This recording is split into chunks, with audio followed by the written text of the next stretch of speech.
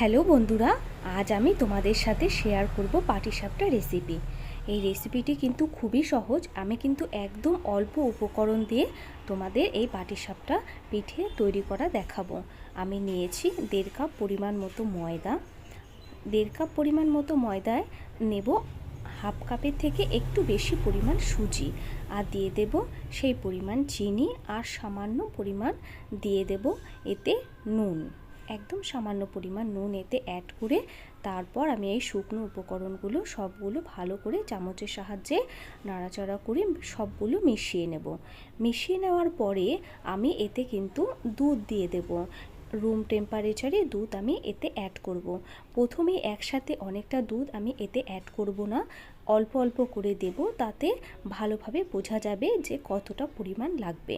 এটা কিন্তু রেস্টে রেখে দেব 30 থেকে 40 মিনিট, কারণ সুজিটা অনেকটাই ফুলে উঠবে। এই দেখো সুজিটা কতটা ফুলে উঠেছে, আর এটা কিন্তু কতটা ঘন হয়ে গেছে। আমাদের ঠিক এতটাই ঘন ব্যাটার লাগবে।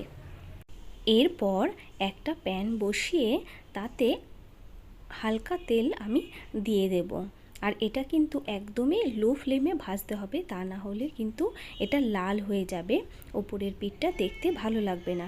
তাই একদম হালকা, একদম লো ফ্লেমে এটা ভাজতে হবে। দিয়ে দেব আমি সন্দেশ। তোমরা চাইলে নারকেলের পুর দিতে পারো, সেটাও খুব ভালো লাগবে খেতে। আমি এইভাবে সবগুলো পাটিসাপটা আমি ভেজে নেব। এরকম করে উল্টে নেব, দিয়ে আরও একটা আমি তোমাদের ভাজা দেখিয়ে দিচ্ছি।